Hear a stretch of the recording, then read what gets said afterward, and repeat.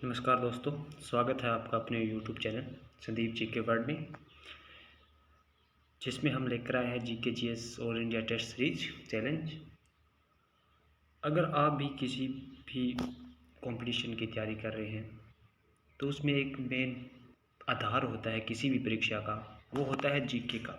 अगर आपका जीके जितना मजबूत होगा आप उस परीक्षा में उतना ही अच्छा परफॉर्मेंस कर पाएंगे। और इसी को मद्देनज़र रखते हुए हमारे चैनल द्वारा ऑल इंडिया टेस्ट सीरीज, यानी आप किसी भी कंपटीशन की परीक्षा की तैयारी कर रहे हैं तो आप अपने जीके के लेवल को और बेहतर कर सकते हैं। तो इसी को मद्देनज़र रखते हुए हमारे द्वारा यह पहल की गई है कि हम एक ऑल इंडिया टेस्ट सीरीज लेकर आए। तो चलिए स्टार्ट करते हैं। तो क्वेश्चन नंबर फर्स्ट है हमारा, किस वंश का साम्राज्य चोलामंडल या कोरामंडल कहलाता था? ऑप्शन है ए गुप्त वंश, बी चोल वंश, सी मौर्य वंश या डी पल्लव वंश। तो आपको इसका राइट आंसर करना है। तो इस क्वेश्चन का जो राइट आंसर हो जाएगा वो हो जाएगा ऑप्शन नंबर बी, चोल वंश। नेक्स्ट क्वेश्चन है सेकंड, बृहद स्नानघर व नर्तकी की कांस्य मूर्ति कहाँ प्राप्त हुई? हड़प्पा सभ्यता में, बी है लोथल में, सी मोहनजोदाड़ो में या डी कालीबंगा में। तो बृहद स्नानघर व नर्तकी कांस्य मूर्ति ऑप्शन नंबर सी मोहनजोदाड़ो सभ्यता में प्राप्त हुई थी। ऑप्शन नंबर सी इसका राइट आंसर है। नेक्स्ट है क्वेश्चन नंबर थर्ड, वेदांग या सूत्र साहित्य की संख्या कितनी है? ऑप्शन ए है 6, ऑप्शन बी है 4, ऑप्शन सी है 18 या ऑप्शन डी है 9। तो इसका राइट आंसर कमेंट करें। आप इस टेस्ट सीरीज के माध्यम से अपने जीके के लेवल को और बेहतर कर सकते हैं। साथ ही यह देख सकते हैं कि अपनी तैयारी में अभी और किस किस टॉपिक का बाकी है तैयारी। तो आप इसका जो आंसर है सभी प्रश्नों के एक बार कमेंट में ज़रूर दें और बाद में आप यह चेक करें कि आपके कितने सही हो रहे हैं और कितने गलत हो रहे हैं। इसी तरह आप डेली टेस्ट दे देकर अपनी तैयारी को और बेहतर कर पाएंगे। किसी भी तैयारी का जो बेस्ट टॉपिक है वो है आप उसका किसी भी परीक्षा की थ्योरी पढ़ें और उसके बाद उसका टेस्ट दें। तो किसी भी तैयारी के लिए जो बेस्ट ऑप्शन है वो है टेस्ट, क्योंकि टेस्ट के द्वारा आप अपनी छोटी छोटी जो गलतियां हैं वो आप नोटिस कर सकते हैं।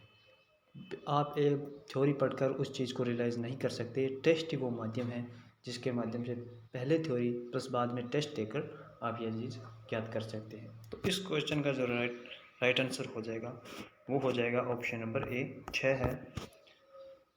और 6 है वो है शिक्षा है, सवर है, व्याकरण है, कलप है, निरुक्त है, छंद और ज्योतिष। यह 6 है, option number A. Next question है क्वेश्चन नंबर 4, बौद्ध साहित्य के तृतीय पिटक अभिधम की रचना किस बौद्ध संगीति में की गई? ऑप्शन है ए प्रथम बौद्ध संगीति में, बी द्वितीय बौद्ध संगीति में, सी तृतीय बौद्ध संगीति में या डी चतुर्थ बौद्ध संगीति में। तो इसका राइट आंसर कमेंट करें। तो प्रथम बौद्ध संगीति आप सभी जानते हैं कि अजातशत्रु के काल में हर्यक वंश का जो शासक था और उसका अध्यक्ष था वो महाकश्यप था।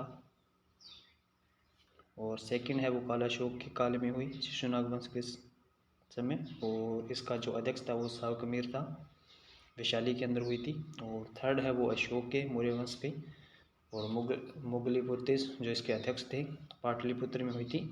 और जो फोर्थ है वो हुई थी कनिष्क के काल में कुषाण वंश के, और अध्यक्ष थे वो वसुमित्र थे, कुंडलवन कश्मीर में हुई थी। तो जो इसका राइट आंसर हो जाएगा वो हो जाएगा ऑप्शन नंबर सी, थर्ड इसका राइट है, ऑप्शन नंबर सी। तृतीय बौद्ध संगीति में तृतीय अभिधम पिटक की रचना हुई थी, option number C. Next question है क्वेश्चन नंबर 5 है, वज्जी महाजनपद की राजधानी थी? ऑप्शन ए है चंपा, बी है कुशीनगर, सी है चेंदी या डी है वैशाली। इसका राइट आंसर कमेंट करें। तो चंपा है वो थी अंग की राजधानी, और कुशीनगर है वो मल की राजधानी थी, चेंदी है वो शक्तिमती की थी।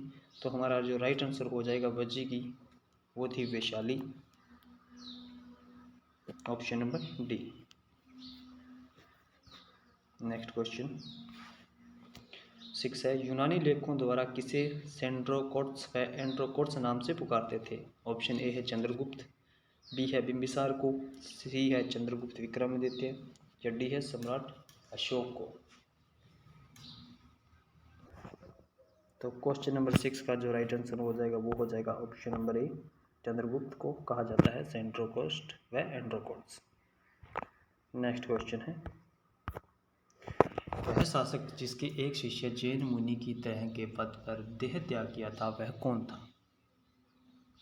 ऑप्शन ए है बिंदुसार, बी है अशोक, सी है चंद्रगुप्त मौर्य या डी है समुद्रगुप्त। चलिए इसका राइट आंसर करें।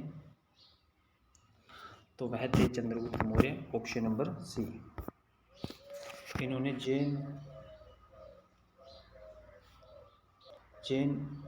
जैन मुनि भद्रबाहु से जैन शिक्षा ली थी और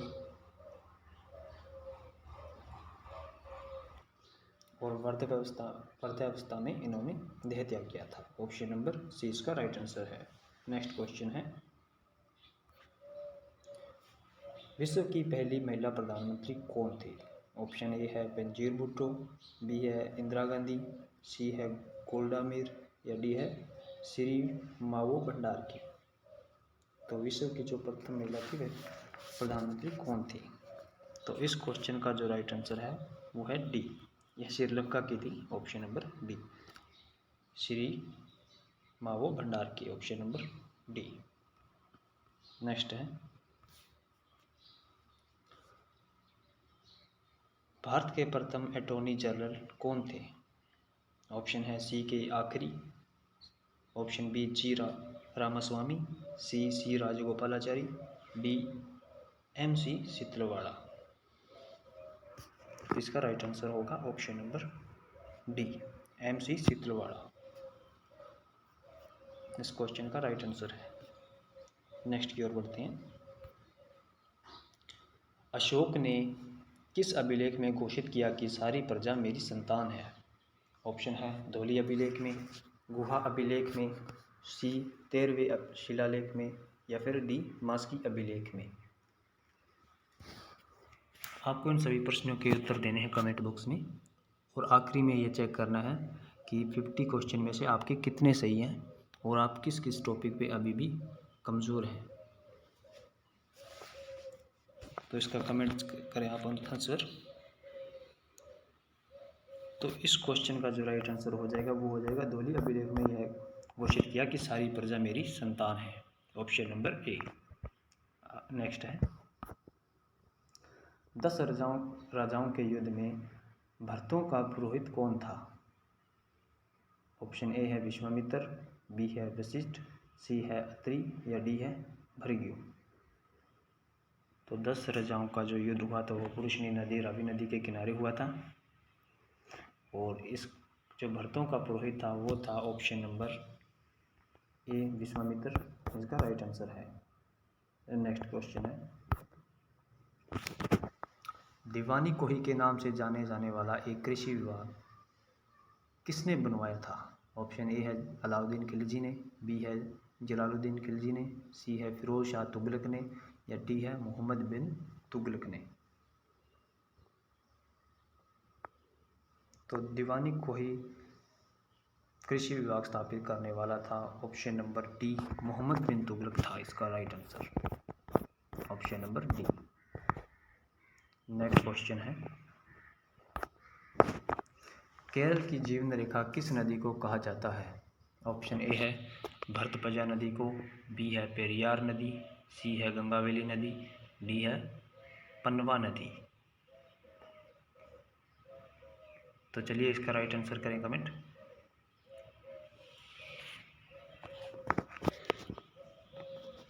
तो इस क्वेश्चन का जो राइट आंसर हो जाएगा केरल की जीवन रेखा है वो पेरियार नदी को कहा जाता है, ऑप्शन नंबर बी को। नेक्स्ट क्वेश्चन, अलकनंदा व नंदाकिनी नदी जिस स्थान पर मिलती है उसे कहते हैं? ऑप्शन ए है विष्णु प्रयाग, बी है देव प्रयाग, सी है नंद प्रयाग या डी है रुद्रप्रयाग।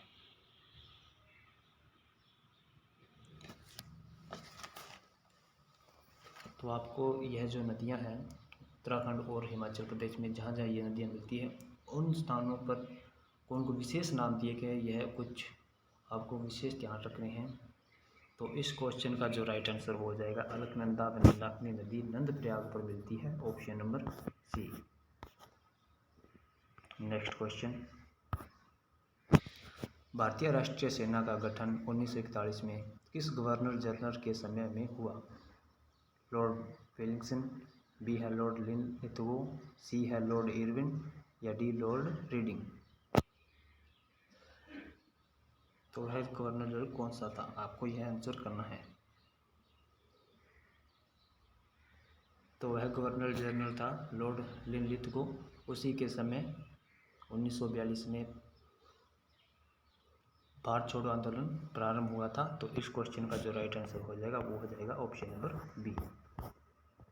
नेक्स्ट क्वेश्चन, मंगलोर की संधि किनके मध्य हुई? ऑप्शन ए है अंग्रेजों वर्सेस डच के मध्य, अंग्रेजों या फ्रांसीसियों के मध्य, अंग्रेजों या टीपू सुल्तान के मध्य, या अंग्रेजों या मुगलों के मध्य।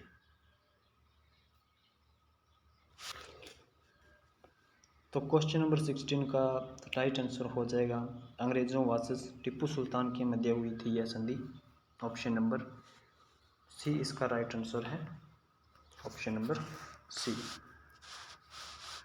यह 1784 के अंदर हुई थी, यह भी आपको विशेष ध्यान रखना है। नेक्स्ट की ओर बढ़ते हैं, निम्न में से कौन सी रचना तुलसीदास जी की है?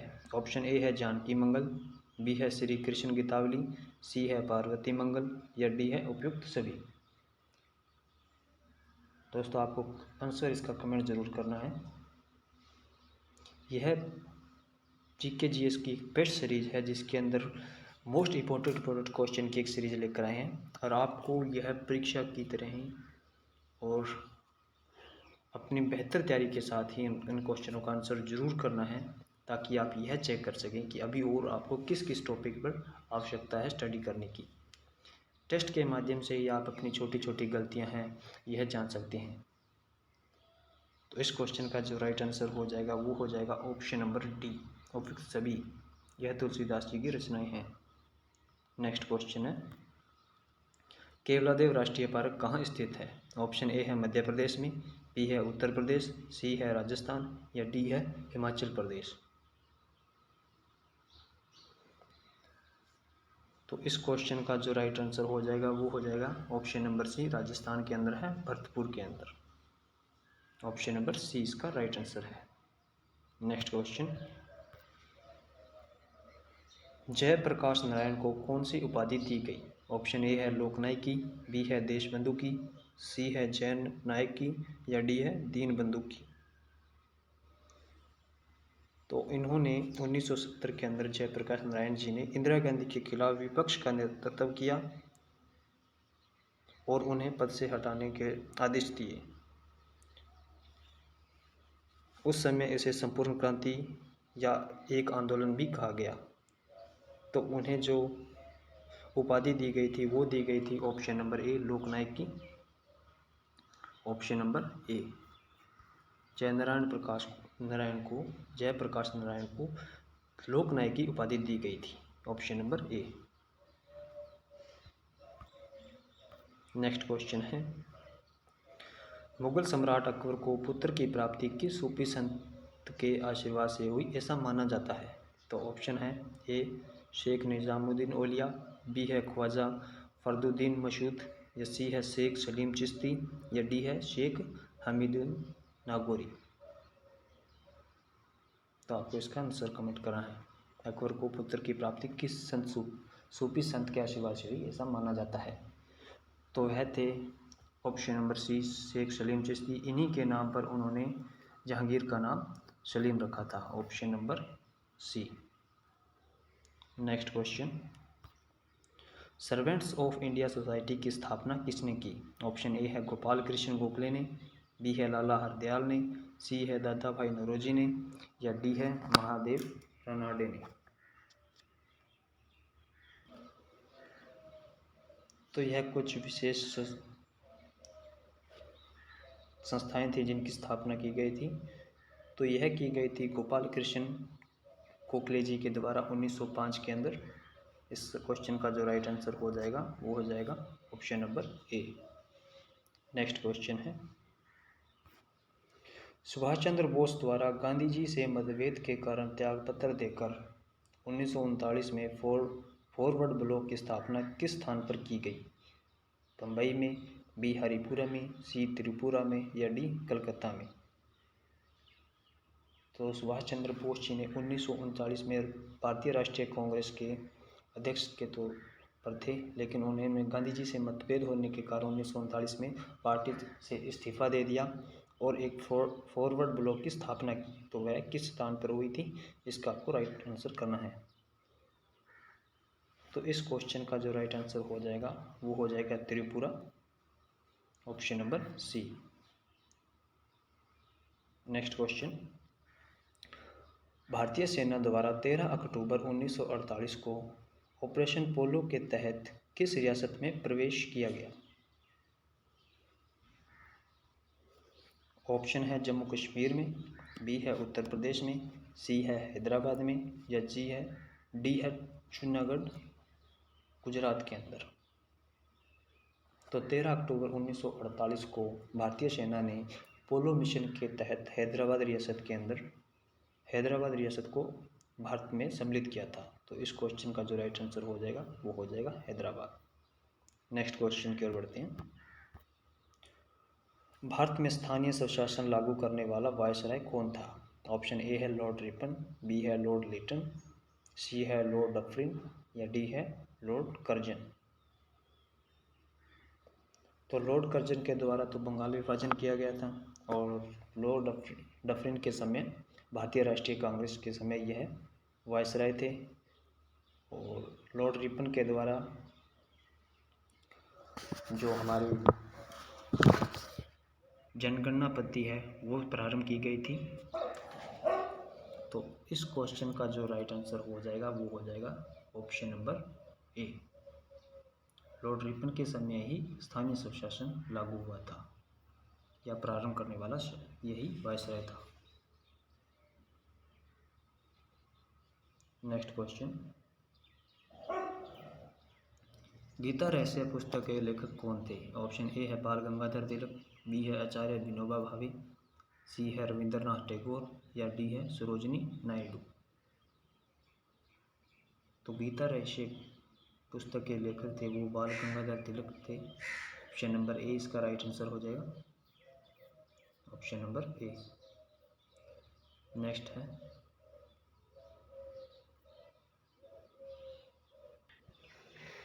कांग्रेस के नेताओं में से किसे भारत का एक महान वर्ग व्यक्ति या grand old man of India कहा जाता है? ऑप्शन ए है महात्मा गांधी को, बी है राजेंद्र प्रसाद को, सी है दादा भाई नौरोजी को या डी है मदन मोहन मालवीय को।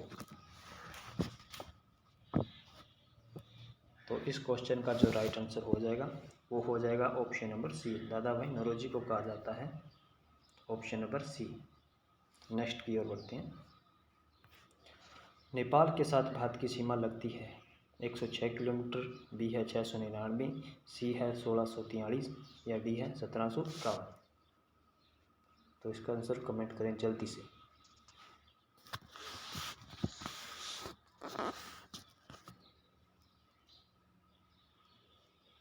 तो क्वेश्चन नंबर 27 का जो राइट आंसर हो जाएगा वो हो जाएगा ऑप्शन नंबर डी, 1751 किलोमीटर सीमा लगती है भारत के साथ।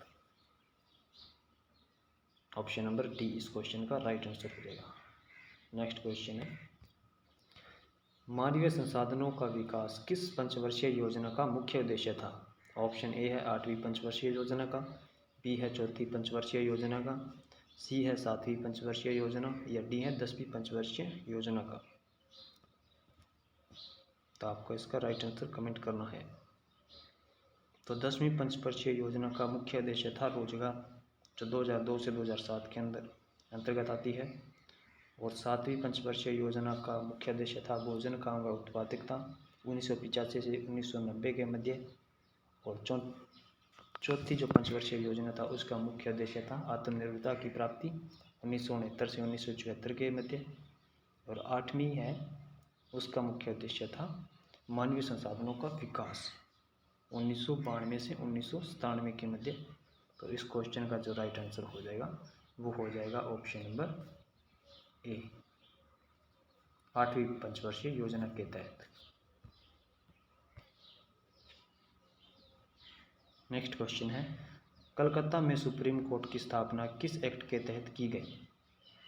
ऑप्शन ए है पिट्स इंडिया एक्ट 1784 के अधिनियम के तहत, या बी है रेगुलेटिंग एक्ट 1773 के अंतर्गत, या सी है 1813 का चार्टर एक्ट, या डी है 1833 का चार्टर एक्ट।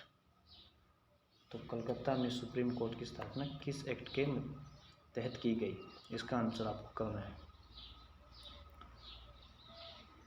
तो इस क्वेश्चन का जो राइट आंसर हो जाएगा वो हो जाएगा रेगुलेटिंग एक्ट 1773 के अंतर्गत कलकत्ता में सर्वप्रथम सुप्रीम कोर्ट की स्थापना की गई थी। ऑप्शन नंबर बी इस क्वेश्चन का राइट आंसर है। नेक्स्ट की ओर बढ़ते हैं। असम, मेघालय, त्रिपुरा और मिजोरम राज्यों का जनजातीय क्षेत्रों के प्रशासन के बारे में किस अनुसूची में उल्लेख है? ऑप्शन ए है 5वीं अनुसूची में, बी है 6ठी अनुसूची, सी है 7वीं अनुसूची, या डी है 8वीं अनुसूची में। जल्दी से इसका आंसर कमेंट करें। साथ ही साथ आपको इनके आंसर भी कमेंट करने हैं ताकि आप अपना लेवल चीज चेक कर सकें।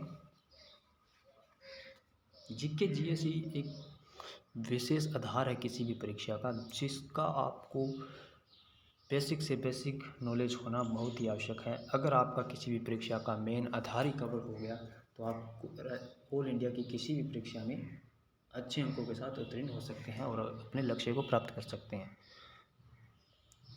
तो आपको जीके जीएस पे विशेष ध्यान रखना होगा। तो इस क्वेश्चन का जो राइट आंसर हो जाएगा वो हो जाएगा 6ठी अनुसूची के अंतर्गत आते हैं ये असम, मेघालय, त्रिपुरा और मिजोरम के जनजातीय क्षेत्रों के प्रशासन के बारे में। Option number B. नेक्स्ट की ओर बढ़ते हैं। 11वीं अनुसूची में कुल विषयों की संख्या कितनी है? ऑप्शन ए है 11, बी है 29, सी है 18, या डी है 24। तो 11वीं अनुसूची में कुल कितने विषय हैं आपको यह बताना है।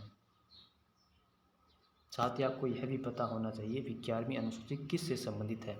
तो यह पंचायती राज से संबंधित है और इसके अंदर टोटल जो विषय हैं वो है 29 विषय हैं। ऑप्शन नंबर बी इस क्वेश्चन का जो राइट आंसर हो जाएगा। Option number B. 18 है वो 12वीं अनुसूची के अंतर्गत के विषय हैं। 12वीं अनुसूची के विषय हैं 18 टोटल, जो कि नगर निकाय से संबंधित है। ऑप्शन नंबर इस क्वेश्चन का जो राइट आंसर हो जाएगा वो हो जाएगा option number B. Next question है, जम्मू कश्मीर का सदर ए रियासत पदनाम कब बदलकर राज्यपाल कर दिया गया? ऑप्शन ए है 1949 में, ऑप्शन बी है 1950 में, सी है 1952 में, या डी है 1965 में। जल्दी से इसका आंसर कमेंट करें। तो इस क्वेश्चन के साथ एक क्वेश्चन यह बनता है कि जम्मू कश्मीर रियासत है वो भारत के अंदर कब सम्मिलित हुई थी? तो वह हुई थी 1947 के अंदर राजा हरि सिंह के द्वारा संधि पत्र पर हस्ताक्षर कर यह भारत में सम्मिलित होने वाली रियासत थी। तो इस क्वेश्चन का जो राइट आंसर हो जाएगा वो हो जाएगा ऑप्शन नंबर डी। सदर ए रियासत का नाम बदलकर राज्यपाल कर दिया गया 1965 में। नेक्स्ट क्वेश्चन है हमारा, बंगाल विभाजन के विरुद्ध विद्रोह का नेतृत्व किसने किया था? ऑप्शन ए है सुरेंद्रनाथ बनर्जी ने, बी है CR दास ने, सी है सुभाष चंद्र बोस ने, या डी महात्मा गांधी ने। तो आपको इनमें से बताना है राइट आंसर। तो इस क्वेश्चन का जो राइट आंसर हो जाएगा वो हो जाएगा option number A, Surendranath Banerjee ji के द्वारा बंगाल विभाजन के विरुद्ध विद्रोह किया गया था 1905 के अंतर्गत। नेक्स्ट क्वेश्चन है, नेताजी सुभाष चंद्र बोस ने 21 अक्टूबर 1943 को किस देश में रहकर भारत की अस्थायी सरकार के गठन की घोषणा की? ऑप्शन ए है जर्मनी, बी है जापान, सी है इटली या डी है सिंगापुर।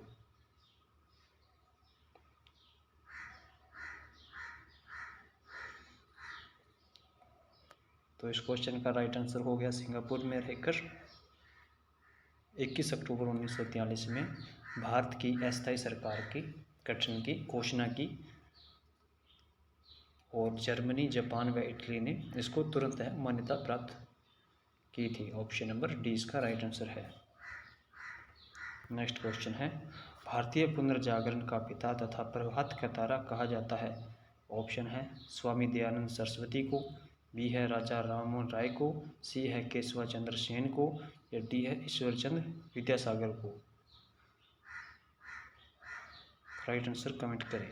तो इस क्वेश्चन का जो राइट आंसर हो जाएगा वो हो जाएगा option number B, Raja Rammohan Roy को भारतीय पुनर्जागरण का पिता तथा प्रभात का तारा कहा जाता है। Option number B.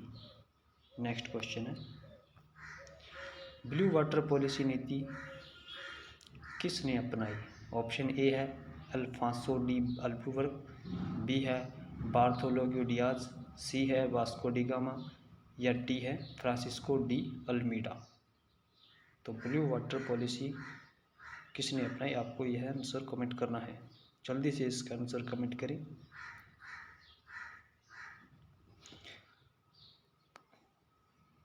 तो वास्को डी गामा तो भारत आने वाला पहला पुर्तगाली शासक था और बार्थोलोम्यू डियाज है वो अफ्रीका गया था सर्वप्रथम, और अल्फांसो डी अल्बुकर्क है वो सेकंड गवर्नर था गोवा का फ्रांसीसियों अपने पुर्तगालियों का। और जो ऑप्शन नंबर डी है वो इस क्वेश्चन का राइट आंसर है। Option number D, Francisco de Almeida, यह गवर्नर फर्स्ट था पुर्तगालियों का। Option number D. Next question है, दिल्ली सल्तनत का वह प्रथम सुल्तान कौन सा था जिसने स्थायी सेना रखी? ऑप्शन ए है इल्तुतमिश, बी है बलबन, सी है अलाउद्दीन खिलजी या डी है Mohammad Tughlaq.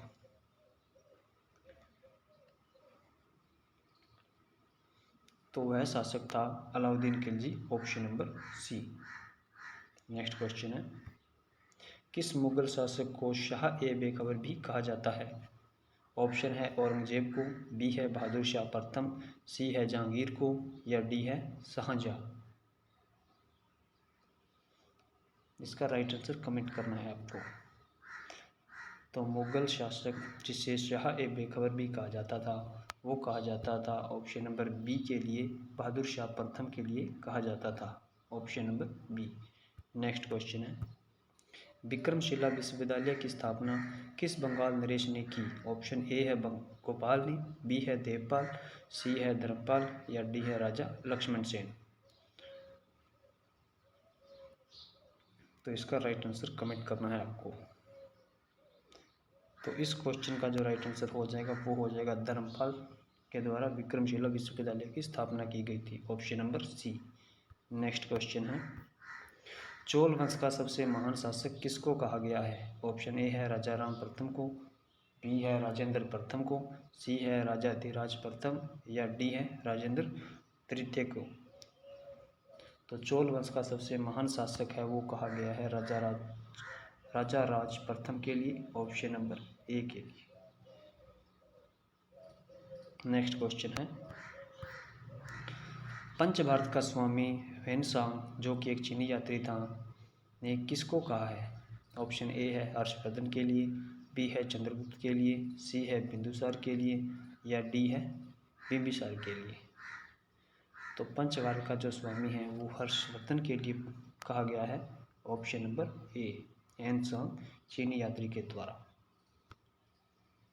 Option. Next question है, किस शासक के काल में नालंदा विश्वविद्यालय की स्थापना हुई? ऑप्शन ए है हर्षवर्धन के, बी है धर्मपाल के, सी है कुमारगुप्त या डी है स्कंदगुप्त। तो वह शासक था ऑप्शन नंबर सी, कुमारगुप्त के समय नालंदा विश्वविद्यालय की स्थापना हुई थी, option number C. Next question है, अशोक के अभिलेखों में कौन सी लिपि प्रयुक्त हुई है? ऑप्शन ए है ब्राह्मणी लिपि, बी है खरोष्टी लिपि, या सी है अरामिका व ग्रीक लिपि, या डी है उपयुक्त सभी में। तो जो इस क्वेश्चन का जो राइट आंसर हो जाएगा वो हो जाएगा उपयुक्त सभी, क्योंकि अशोक के जो अभिलेख है वो ब्राह्मणी लिपि में भी है, खरोष्टी लिपि में भी है, अरामिका व ग्रीक में भी है। खरोष्टी लिपि है वो मनसारा पाकिस्तान के अंदर मिली थी, वही अरामिका लिपि है वो ग्रीक व यूनानी से संबंधित है। यह एक द्विभाषीय अभिलेख था, इसके अंदर इस लिपि के अंदर जो लिखा गया था अभिलेख। तो इस क्वेश्चन का जो राइट आंसर है वो हो जाएगा डी। नेक्स्ट क्वेश्चन है, राष्ट्रीय युवा दिवस कब मनाया जाता है? ऑप्शन ए है 12 जनवरी, बी है 15 जनवरी, सी है 24 जनवरी, या डी है 15 मार्च। तो राष्ट्रीय युवा दिवस कब मनाया जाता है, आपको इसका आंसर कमेंट करना है। तो राष्ट्रीय युवा दिवस है वो 12 जनवरी को मनाया जाता है, ऑप्शन नंबर ए इस क्वेश्चन का जो राइट आंसर हो जाएगा, ऑप्शन नंबर ए, स्वामी विवेकानंद जी के जयंती पर, option number A.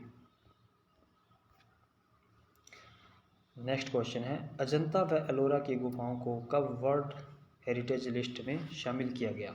Option A है 1984 में, बी है 1985 में, सी है 1986 में, या डी है 1983 में।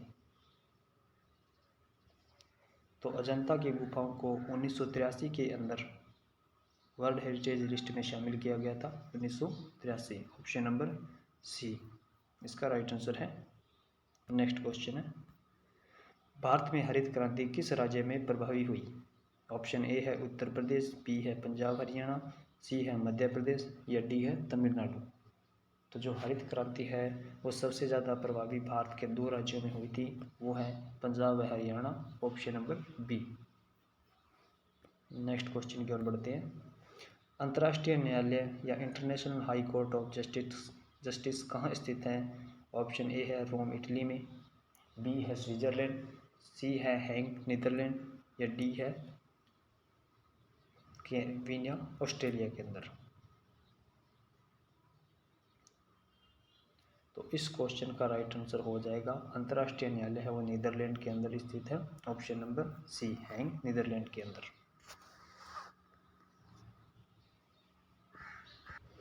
नेक्स्ट क्वेश्चन की ओर बढ़ते हैं। नेक्स्ट क्वेश्चन है, इलेक्ट्रॉन की खोज किसने की? ऑप्शन है जे थॉमसन ने, बी है जेम्स चैडविक, सी है रदरफोर्ड, या डी है जॉन डॉल्टन ने। तो जॉन डॉल्टन के द्वारा तो परमाणु का सिद्धांत दिया गया था, और रदरफोर्ड के द्वारा प्रोटॉन। तो इस क्वेश्चन का जो राइट आंसर हो जाएगा वो हो जाएगा ऑप्शन नंबर ए, इलेक्ट्रॉन की खोज जे थॉमसन के द्वारा की गई थी तथा प्रोटॉन की खोज जेम्स चैडविक के द्वारा, न्यूट्रॉन की खोज है वो जेम्स चैडविक के द्वारा की गई थी, ऑप्शन नंबर बी हो गया। और हमारे इस 48 क्वेश्चन का जो राइट आंसर है वो हो गया option number A. Next question की ओर बढ़ते हैं, विक्रम साराभाई अंतरिक्ष केंद्र कहाँ पर है? ऑप्शन ए है पीनिया बेंगलुरु में, बी है श्रीहरिकोटा आंध्र प्रदेश, सी है काबलपुर तमिलनाडु, या डी है त्रिवेंद्रम केरल के अंदर। तो जो विक्रम साराभाई अंतरिक्ष केंद्र है वो केरल के अंदर स्थित है, option number D, Trivandrum Kerala के अंदर स्थित है। नेक्स्ट क्वेश्चन है, चोरा चोरी नामक हत्याकांड किस वर्ष हुआ था? ऑप्शन है 1920 में, बी है 1922 में, सी है 1919 में, और डी है 1931 में।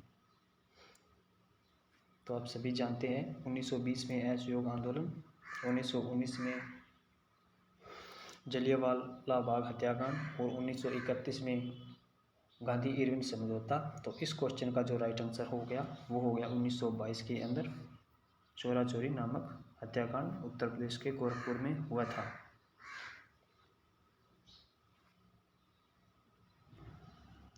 आई होप गाइस आपको यह जीके जीएस की बेस्ट सीरीज़ पसंद आई होगी, और अगर आप इसी तरह के रोज़ जीके के टेस्ट है वो ऑल इंडिया सीरीज लेना चाहते हैं तो हमारे चैनल को सब्सक्राइब जरूर करें, ताकि हम आपको यह जीके जीएस जो सीरीज़ है वो आपके लिए डेली है वो प्रोवाइड करा सकें और आपकी तैयारी को और बेहतर कर सकें, क्योंकि टेस्ट ही एक बेस्ट माध्यम है आपकी तैयारी को और बेहतर से बेहतर करने का। अगर आपको अपनी छोटी छोटी कमियां देखनी है तो आपको टेस्ट ज़रूर देना होगा, क्योंकि टेस्ट के अंदर बारीकी से सवाल पूछे जाते हैं और उसी के अंदर पता चलता है कि आप अभी किस किस टॉपिक पर व कितना पढ़ चुके हैं और अभी आपको क्या पढ़ना बाकी है। तो इसी प्रकार की सीरीज़ के लिए हमारे साथ ज़रूर जुड़िए। अगर आप ऑल इंडिया की किसी भी कंपटीशन की तैयारी कर रहे हैं तो आपको जीके जीएस टेस्ट में इसमें ज़रूर जुड़ना चाहिए। Thank you.